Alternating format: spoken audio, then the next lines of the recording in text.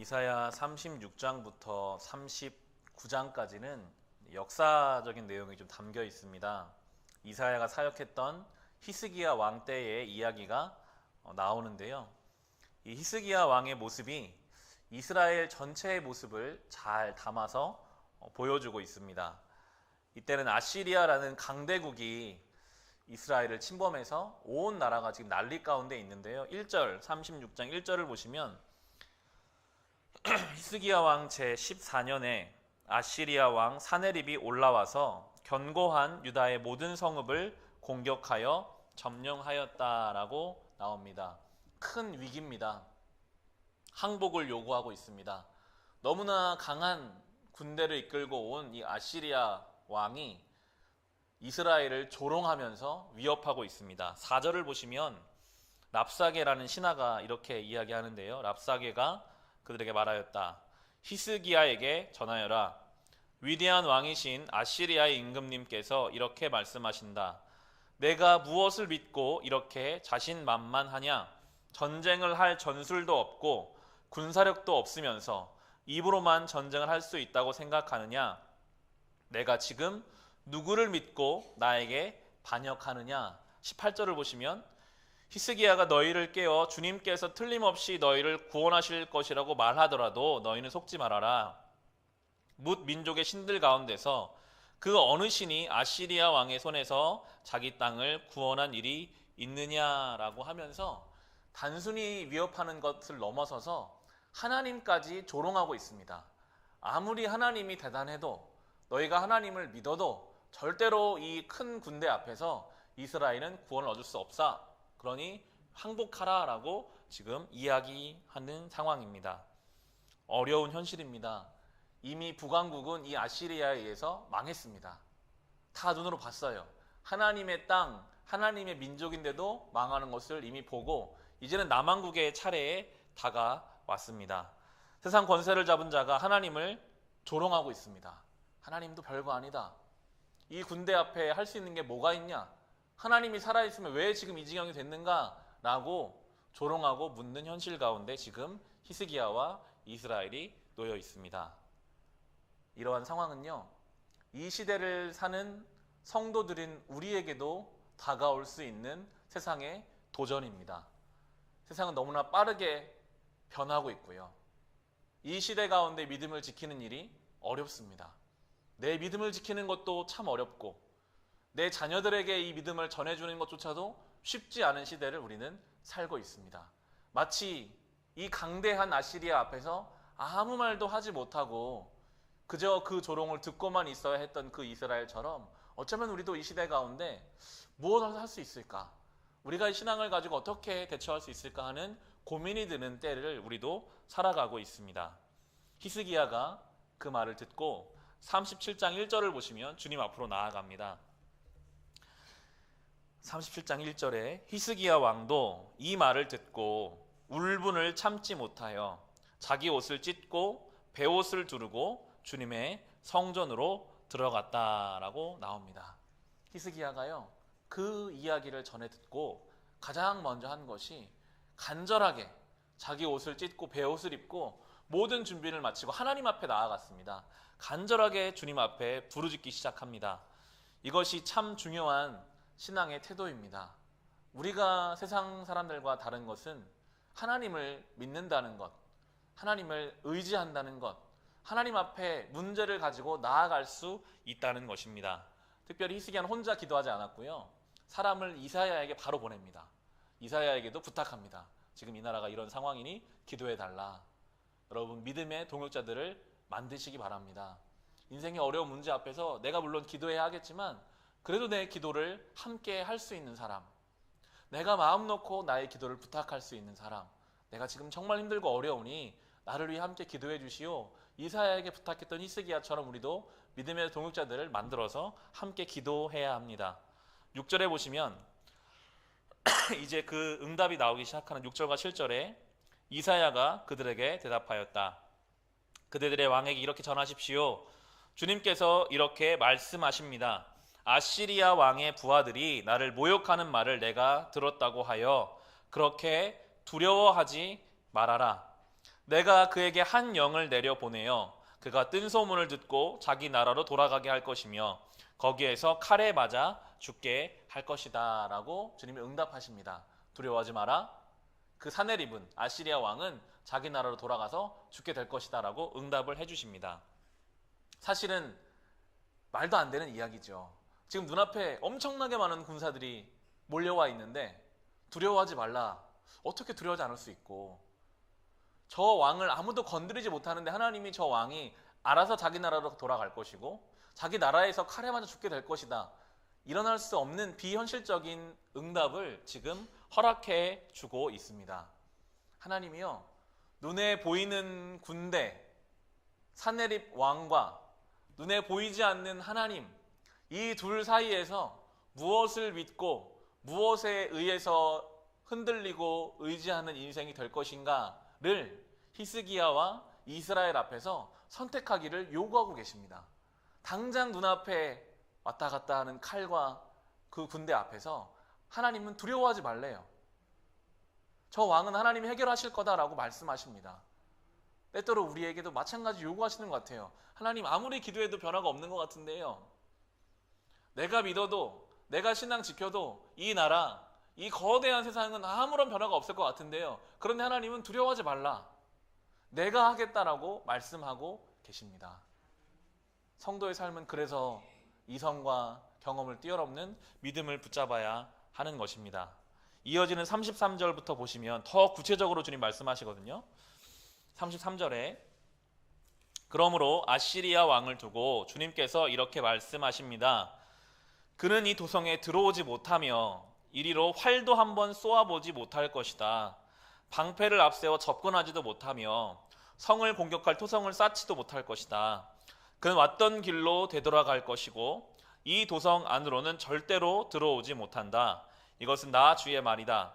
나는 나의 명성을 지키려 하여서라도 이 도성을 보호하고 나의 종 다윗을 보아서라도 이 도성을 구원하겠다라고 주님이 명확하게 약속해주고 계십니다. 두려워하지 마라. 화살 하나 쏘지 못할 것이다. 하나님이 지켜주실 것이다. 다윗을 봐서라도, 하나님의 이름 때문이라도 지켜주실 것이다 라고 말씀하십니다. 하나님이 성도를 보호하시면요, 세상 권세는 아무것도 하지 못합니다. 하나님이 그 이름 때문에 성도를 지켜주시기 때문입니다. 다윗이 언급되고 있잖아요. 우리는 예수 그리스도 때문에 주님께서 우리를 지키시고 보호하여 주실 것입니다. 하나님의 말이 어떻게 이루어졌는지 이어지는 36절부터 보시면 그런 다음에 주님의 천사가 나아가서 아시리아 군의 진영에서 18만 5천 명을 쳐 죽였다. 다음날 아침 밝았을 때에 그들은 모두 죽은 시체로 발견되었다. 아시리아 왕 사네립은 그곳을 떠나 니느웨 도성으로 돌아가서 머물렀다. 그러던 어느 날 그가 자기 신 니스록의 신전에서 예배하고 있을 때에 그의 두 아들 아드람 멜렉과 사레셀이 그를 칼로 쳐 죽이고 아라랏 땅으로 도망하였다. 그들을 이어 그의 아들 에살핫돈이 왕이 되었다라고 나옵니다. 말씀하신 대로 됐습니다. 18만 5천 명이 하룻밤 사이에 죽임을 당했고, 사네립 왕은 자기 도성으로, 자기 나라 수도로 돌아갔는데 자기가 믿는 신을 예배하다가 자기 아들들의 손에 의해서 죽임을 당하게 됩니다. 하나님이 분명하게 보여주세요. 하나님의 이름에 대적하는 자가 어떻게 그 끝이 맞이하게 되는지. 자기가 가장 안전하게 여기는 자기 나라의 수도에서, 자기가 믿는 신의 신전에서 자기 아들의 손에 의해서 죽임을 당하게 하심으로 하나님 앞에 온전하지 못했던, 하나님의 이름을 거역했던 이의 그 끝을 다시 한번 우리에게 보여주십니다.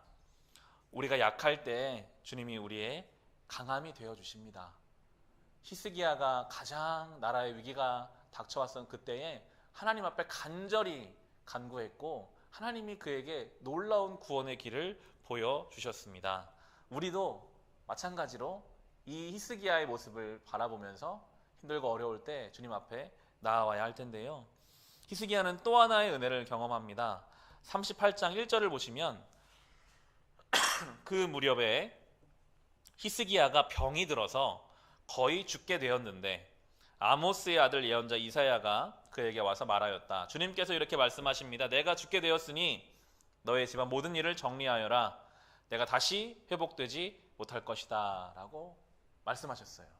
이번에는 병에 걸렸습니다. 이사야가 와서 이야기해요. 너의 삶을 정리해라. 이제는 나을 수가 없다. 이제는 죽을 것이다. 그 이야기를 듣자마자 다시 한번 히스기야가 주님 앞에 나아가는데요. 2절부터 보시면 이 말을 듣고 히스기야는 그의 얼굴을 벽 쪽으로 돌리고 주님께 기도하여 이렇게 아뢰었다. 주님께 빕니다. 제가 주님 앞에서 진실하게 살아온 것과 온전한 마음으로 순종한 것과 주님께서 보시기에 선한 일을 한 것을 기억하여 주십시오. 이렇게 기도하고 나서 히스기야는 한참 동안 흐느껴 울었다라고 나옵니다. 벽을 바라봤다는 것은 온전히 하나님만 의지했다는 뜻입니다. 히스기야는 간절히 기도했습니다. 주님, 제가 진실되게 살아오지 않았습니까? 아마 히스기야가 이 정말 주님 앞에 진실되게 기도했고 그의 삶이 그의 기도처럼 진실된 삶이었기 때문에 하나님이 그의 기도를 들어주셔서 본문을 읽어보시면 15년을 더 살게 해주세요. 그의 인생을 15년 더 살게 해주심과 함께 그의 나라도 저 강대한 나라들로부터 지켜주시겠다라고 약속을 해주셨습니다. 병고침의 역사가 일어났습니다. 하나님은 전능하신 분이시니까요. 하나님 우리 기도에 응답해 주시는 분이심을 히스기야를 통해서 볼 수 있는데요. 히스기야는 원래 죽었어야 하는 인생을 덤으로 얻었습니다. 15년의 삶을 주님이 선물로 주신 것이죠. 이스라엘도 사실은 멸망했어야 하는데 덤으로 더 나라가 이어져 가게 되었습니다. 그랬다면 주님이 주신 그 삶을 주님께 바치는 마음으로 살아가야 합니다. 오늘 하루가 주님이 주신 날이구나. 원래 내가 어제 죽었어야 하는데 1년 전에 죽었어야 하는데 내가 오늘 더 살았구나 하면 감사한 마음으로 살아갈 수밖에 없을 것입니다. 우리는 오늘이 당연하게 여겨지지만 엄밀하게 따져보면 오늘도 우리는 주님께 얻은 하루입니다.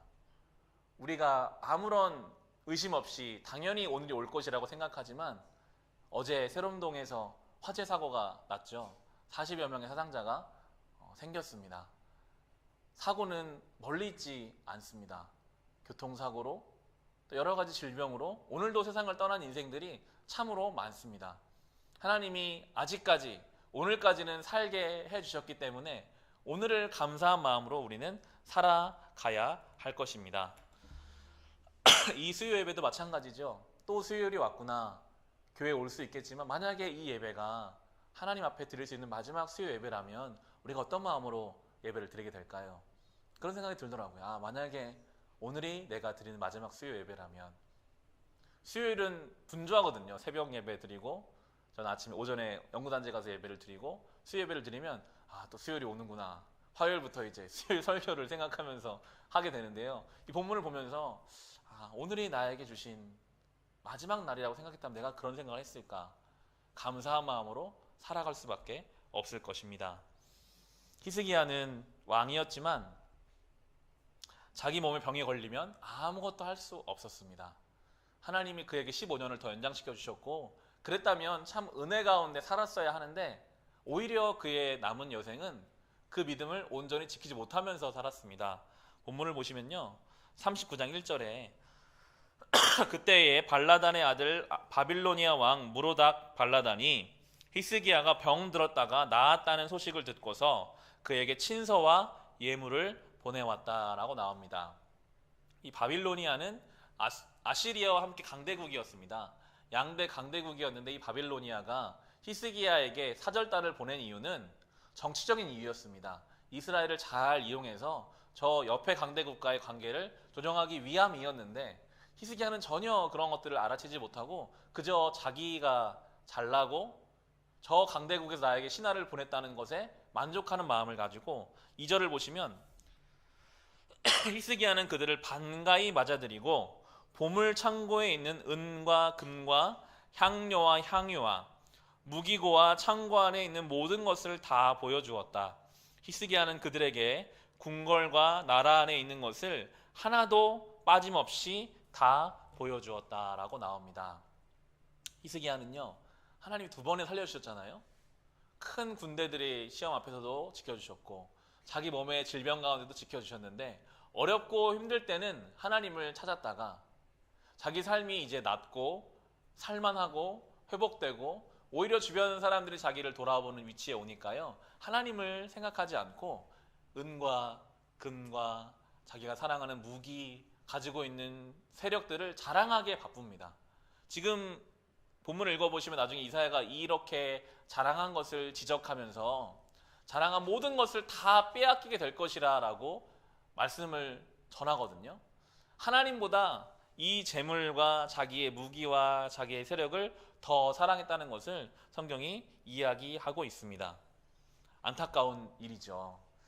하나님이 지켜주신 그 은혜를 잘 유지하고 살아야 하는데 힘들고 어려울 때는 주님께 간절하게 매달렸다가 편하고 인생이 잘 되고 풍요로우니까 오히려 하나님보다 자기의 물질을 더 사랑하는 히스기야의 모습을 성경이 우리에게 보여주면서 히스기야가 이렇게 말해요. 8절에 보시면 히스기야가 이사야에게 말하였다. 그대가 전하여 준 주님의 말씀은 지당한 말씀이요. 히스기야는 자기가 살아있는 동안만이라도 평화와 안정이 계속되면 다행이라고 생각하였다라고 말합니다. 자기 때만 괜찮으면 된다. 자기 아들 때는 포로로 끌려가든 나라가 망하든 괜찮다라고 생각하는 것이 지금 히스기야의 모습입니다. 두 번이나 하나님의 은혜를 경험했던 히스기야라면 문제가 있을 때마다 주님 앞에 가서 그 문제 해결받은 경험이 있다면 지금도 사실은 바로 주님 앞에 뛰어가서 회개하고 돌이키고 하나님 앞에 간구하는 것이 맞습니다. 그것을 기대하고 어쩌면 주님은 이사야를 보내셔서 지적하셨는데도 괜찮다는 거예요. 나 때만 괜찮으면 괜찮습니다. 잘못한 것은 잘못한 것이지만 이렇게 하면서 이사야 39장이 맞춰지고요. 그 뒤로 이사야에서 나오지는 않지만 결국 이스라엘은 망하게 됩니다. 그가 자랑하고 그가 사랑했던 모든 재물을 다 빼앗기게 됩니다. 그리고 심지어 하나님이 가나안 땅, 약속한 그 가나안 땅에서부터 모든 이스라엘 백성이 바벨론으로 다 끌려가게 되는 일을 당하게 되는데요. 그것은 마치 에덴 동산에서 아담과 하와가 하나님께 죄를 지어서 에덴에서 추방된 것과 같습니다. 하나님의 땅 가나안에서 추방됩니다. 하나님이 약속하신 그 땅에서부터 죄에 대한 결과로 그들이 다 바벨론으로 강대국들로 끌려가는 일이 있고 난 다음에야 그 모든 심판과 허물을 다 그 죄의 대가를 치르고 난 다음에야 다시 이사야 40장에서부터 나오는 회복의 메시지가 이제 나오게 되는데요. 하나님은 우리의 기도를 들어주시는 분이시지만 우리를 사랑하시는 분이시지만 반드시 죄에 대해서 또한 책임을 물으시는 분이심을, 성도를 사랑하기 때문에 징계하는 분이심을 이사야서가 우리에게 분명하게 이야기해주고 있습니다. 그럼에도 하나님은 결국은 회복하시는데요. 40장 1절을 보시면 그 모든 허물과 아픔과 어려움의 시간들이 지나고 하나님이 이제 회복을 말씀하시는데 40장 1절에 너희는 위로하여라, 나의 백성을 위로하여라, 너희 하나님께서 말씀하신다 하면서 위로라는 단어를 사용하십니다. 하나님은 위로하시는 분이십니다. 하나님 안에서 참된 위로를 경험하시기 바랍니다. 하나님 앞에 나와서 마음을 쏟아내십시오. 하나님 앞에 나와서 우십시오. 하나님이 우리를 위로해 주실 것입니다. 세상 그 누구도 해줄 수 없는 그 위로를 하나님 앞에서 경험하는 것이 성도의 놀라운 축복입니다. 2절을 보시면 예루살렘 주민을 격려하고 그들에게 일러주어라.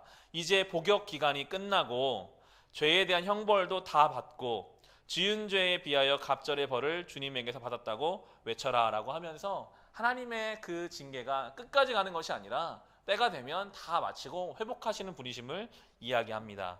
6절부터 보시면 한 소리가 외친다. 너는 외쳐라. 그래서 내가 무엇이라고 외쳐야 합니까? 하고 물었다. 모든 육체는 풀이요. 그의 모든 아름다움은 들의 꽃과 같을 뿐이다.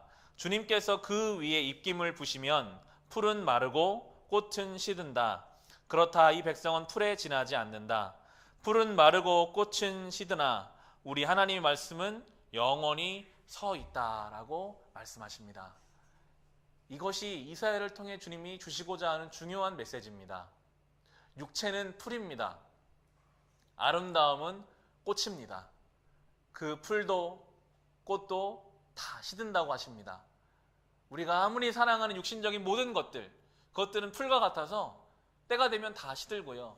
아름답고 화려하고 보여지는 것들도 다 꽃과 같아서 잠깐은 보기 아름답지만 때가 되면 다 시들어 없어지고, 그러나 하나님의 말씀은 영원히 서 있다라고 우리에게 이야기하고 계십니다. 우리가 이 말씀을 붙잡아야 합니다. 이 말씀이 영원히 우리 가운데 서 있을 것이기 때문입니다.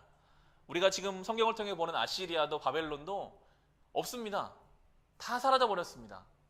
아무리 대단한 인생도요, 때가 되면 다 사라져 없어집니다. 그러나 하나님 말씀은 2000년 전이나 지금이나 동일하게 오늘 우리에게 똑같이 말씀하셔서 우리의 마음을 깨우고 영혼을 새롭게 하는 영원한 주의 말씀임을 보게 됩니다.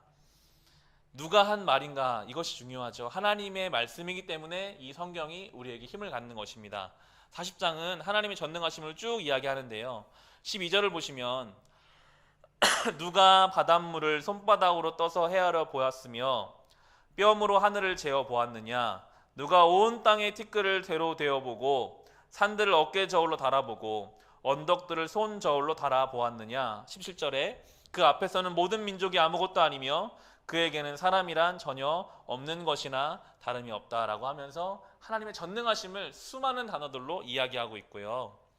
하나님의 뜻이 너무나 크고 섭리가 깊어서 심지어 우리가 이해하지 못할 때가 있다라는 것이 27절에 보시면, 야곱아 내가 어찌하여 불평하며 이스라엘아 내가 어찌하여 불만을 토로하느냐, 어찌하여 주님께서는 나의 사정을 모르시고 하나님께서는 나의 정당한 권리를 지켜주시지 않는다 하느냐라고 이야기합니다. 때로는 하나님의 뜻이 이해가 안 되는 거예요. 하나님이 너무나 섭리가 크고 깊고 넓어서 우리의 좁은 눈으로는 도대체 이해가 안 되고, 왜 하나님이 나의 기도를 들어주지 않으시는가, 내 뜻과 다를 때가 있겠지만 하나님은 반드시 하나님의 선하심과 인자하심을 나타내신 분이기 때문에 믿고 기다려라 라고 이야기하면서 마지막 이렇게 위로하면 40장이 마쳐집니다. 28절부터 보시면요, 너는 알지 못하였느냐, 너는 듣지 못하였느냐, 주님은 영원하신 하나님이시다. 땅끝까지 창조하신 분이시다. 그는 피곤을 느끼지 않으시며 지칠 줄을 모르시며 그 지혜가 무궁하신 분이시다. 피곤한 사람에게 힘을 주시며 기운을 잃은 사람에게 기력을 주시는 분이시다. 비록 젊은이들이 피곤하여 지치고 장정들이 맥없이 비틀거려도 오직 주님을 소망으로 삼는 사람은 새 힘을 얻으리니 독수리가 날개를 치며 솟아오르듯 올라갈 것이요 뛰어도 지치지 않으며 걸어도 피곤하지 않을 것이다 라고 하면서 이 40장이 마쳐지고 있습니다. 이 말씀을 붙잡으시기 바랍니다. 31절에 나오는 것처럼 주님을 소망으로 삼는 사람은 새 힘을 얻을 거라고, 뛰어도 지치지 않는다고 합니다. 걸어도 피곤하지 않는다고 합니다. 이것은 단순히 육신적인 걷고 뛰는 것을 말하는 것이 아니라 우리의 인생길을 뜻합니다. 지칠 때가 있잖아요. 인생길을 걷다 보면 지치는 게 당연합니다. 우리의 마음에 힘이 떨어질 때가 있어요. 의욕도 없고 새로운 열정도 없고, 그것이 신앙이든 가정이든 일상이든 그럴 때가 있는데, 저는 오늘 이 말씀이 참 사모함이 되더라고요. 하나님을 소망하는 자는 하나님이 새 힘을 주신다. 아무리 뛰어도 지치지 않는 하나님의 은혜, 아무리 걸어도 피곤하지 않는 그 하나님의 은혜, 우리의 마음이 이 하나님의 은혜 가운데 날마다 새로워지고 새 힘을 얻고 주님 주시는 그 열정을 가지고 이 인생길을 걸어 가시기를, 회복하시는 이 하나님의 은혜를 날마다 누리시기를 우리 주님의 이름으로 축원합니다.